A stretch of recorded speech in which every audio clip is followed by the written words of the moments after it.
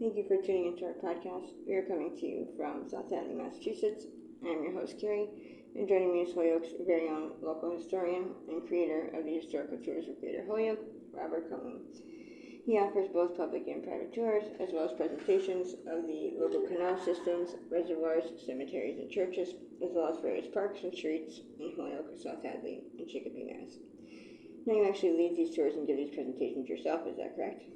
That's correct, and this one was a part of a special event 8 years ago. Okay. Today he'll be educating us on the Clemens Herschel of Holyoke. So what did Clemens Herschel do for Holyoke? He was the president of the Holyoke Water Power Company who owned the dam and the canals and other buildings for power around Holyoke. And what he did was start up a new dam. The wooden dam had been put in the year 1848 to divert water into the canal system of Holyoke.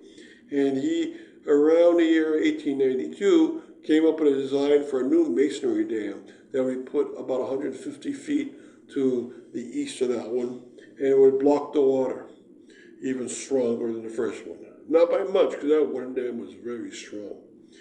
He would also start up a new test flume in Holyoke to test out the very strong turbines coming in, and this became the best test flume site in the whole world. He also invented a very large gadget that was a venturi meter or a flow meter that it could measure how much water was passing through itself without the use of digital devices, but by rather using the physics of the situation, but by measuring the pressure on the water. He was able to measure the speed of the water and thus how much water could be going by.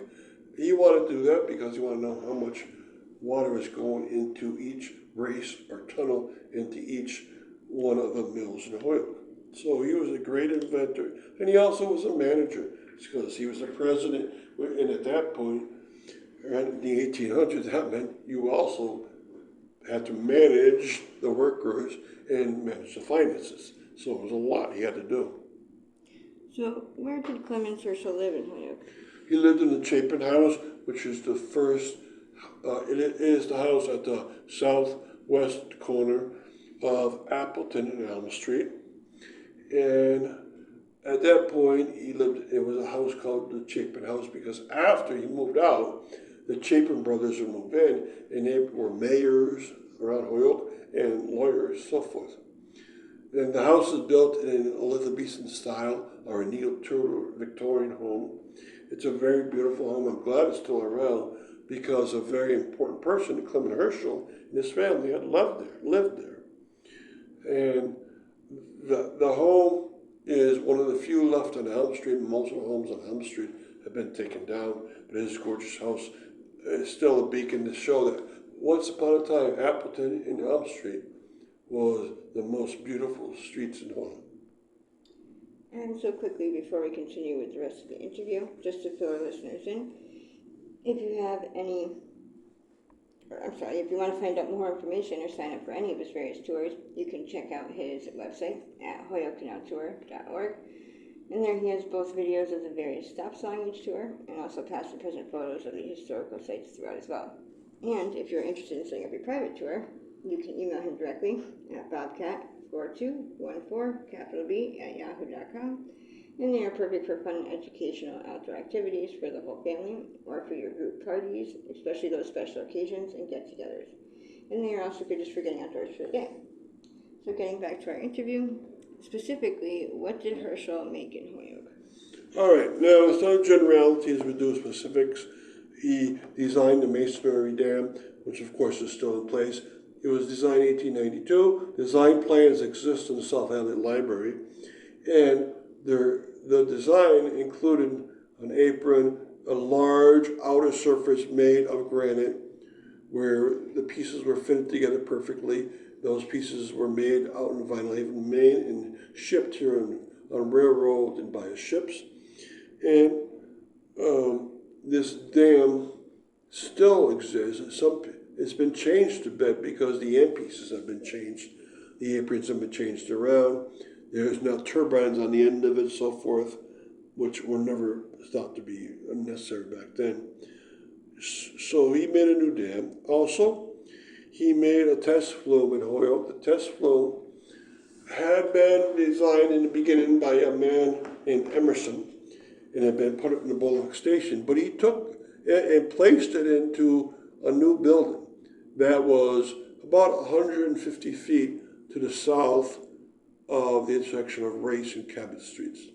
And in that building, they made a big pit, and you could put the turbines at the bottom of that pit, and the water would come from a tunnel and carry the first level canal's water and drop it onto the turbines. And they would test the water flow at different amounts of percentage of water that could come into the turbine. So they would test at 25% of the water, 50% of the water coming in, 3/4 of it, and then the whole 100% coming through. And then they would take up numbers of how fast the turbine would rotate. And this was a way of grading, because they knew how much water was coming in exactly, and they knew how much energy was being put into the rotational energy of the turbine. They knew the mathematics of it. You have all this water's weight following a given amount of feet, that's a certain amount of energy. And in the spinning device of this large turbine, with its weight, with its shape, they were able to figure out how much rotational energy was inside that turbine. And that could tell you how much percentage of energy was being converted into rotational energy, which would then spin belts. And so this was a very useful way of doing it. They could measure the speed of the water coming in with a new device called the Venturi meter. And they had other meters to measure how fast rotation the turbines had. And the water would come out, and who was the winner? The belt that had got up to like 95, the turbine that got up to 95%, 96%, 97%. And they would test every turbine in the world because this was the best site by far. People that ran mills and designed turbines would bring them here on ships and on railroads and bring them right into this flume, and they would get tested against all the competitors. And the numbers that they acquired during their data collection still exist. And you can see how people would look at other people's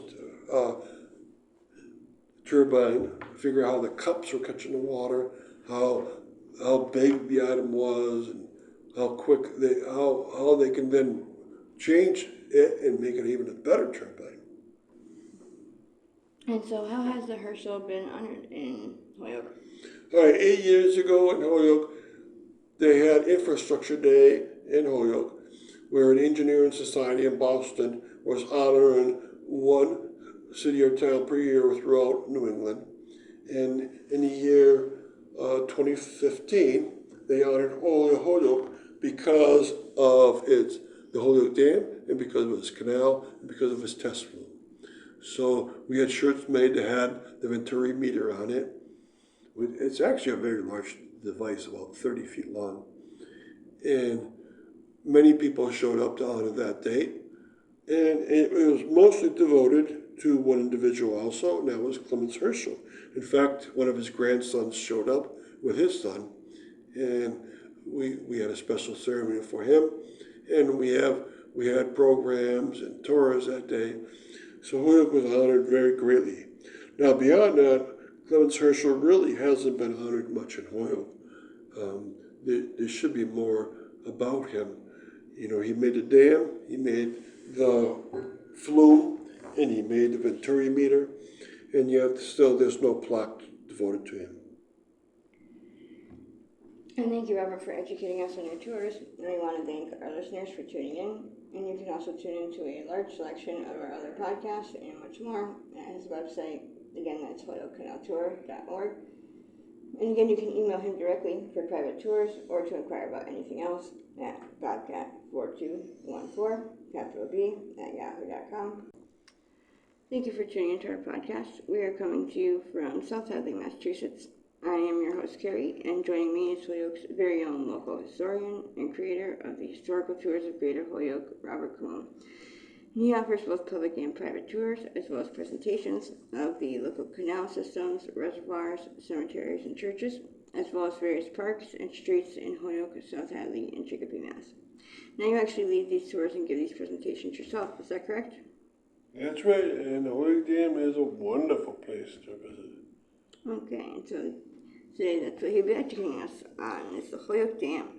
So tell us of the Holyoke Dam, the wooden edition. Alright, there's two Holyoke dams out there. One's like 2 feet under the water that is presently established. Now, it was made in the year 1848 to replace a wooden dam that collapsed. But this one was made vastly stronger. It had a nicely curved front and a back that made it incredibly strong.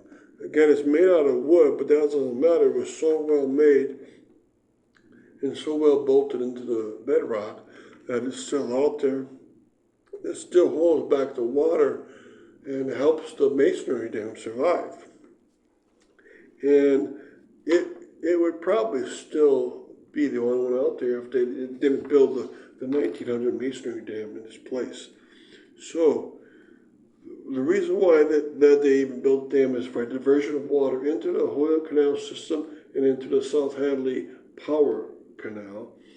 The Holyoke Canal, of course, is still functional. It still runs through the streets of Holyoke. The Holyoke Dam also, in the beginning, helped the South Hadley Navigational Canal do both navigation and power, and then it helped from 1862, it allowed it to be only a power canal.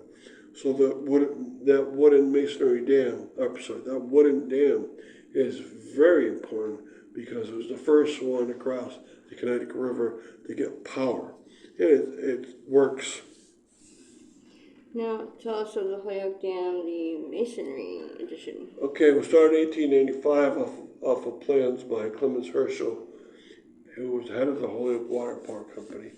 In 1900, they were finished. It was fitted together perfectly, has Italian immigrants, carvers in Vinyl Haven, Maine, carved the rock up there. It was transported on ships up the Connecticut River and put into place.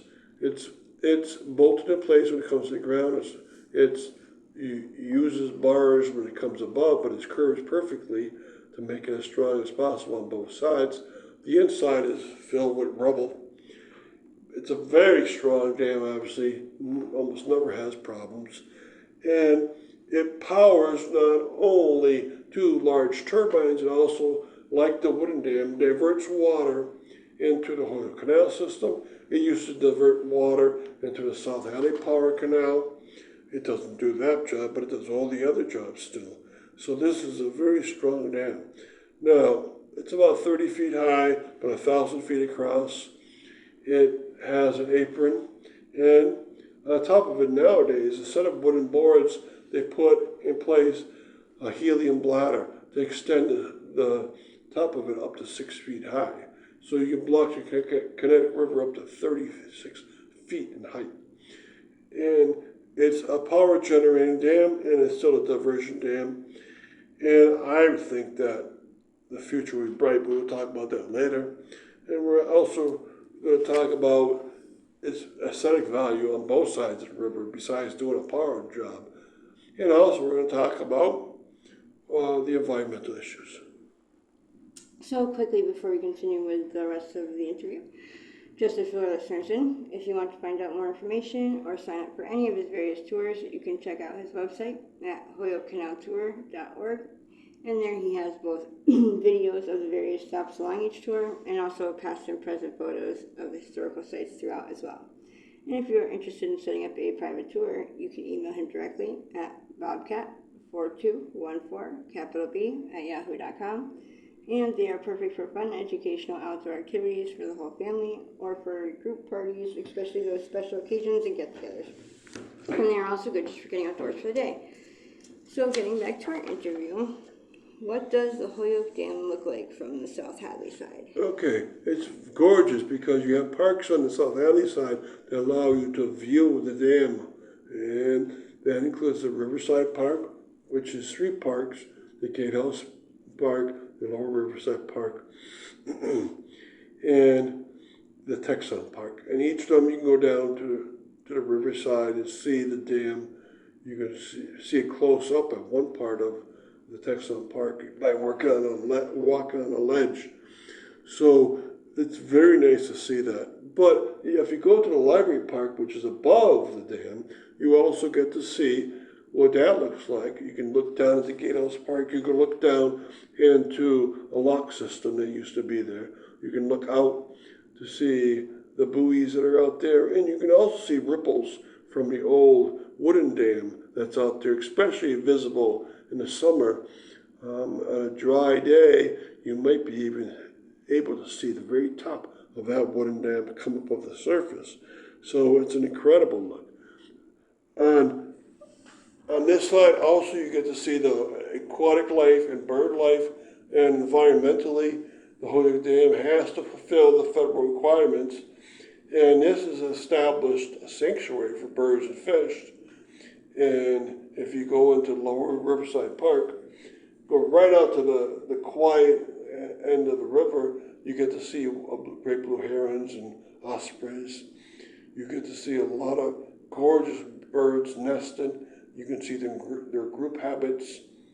And every day you come out, the birds are doing different habits. And a certain bird species takes over a certain area every day to make definitely a change in the environment. So what will be the future of the Holyoke Dam? The Holyoke Gas and Electric, who owns the riverbed, on both upsides and downsides, do that because they want to be able to make repairs or put in a new dam if necessary at some point. They'll own many miles, about 3 miles upstream, both sides. Also, if they need to put in a place for different aquatic life, they need to do that. Also, when they needed to put a channel in for the turbines that were made in the 50s and the 80s, they could do that.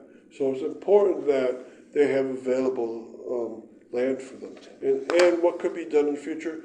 They can put a third power turbine in, for instance. They could change the aspect of the canals.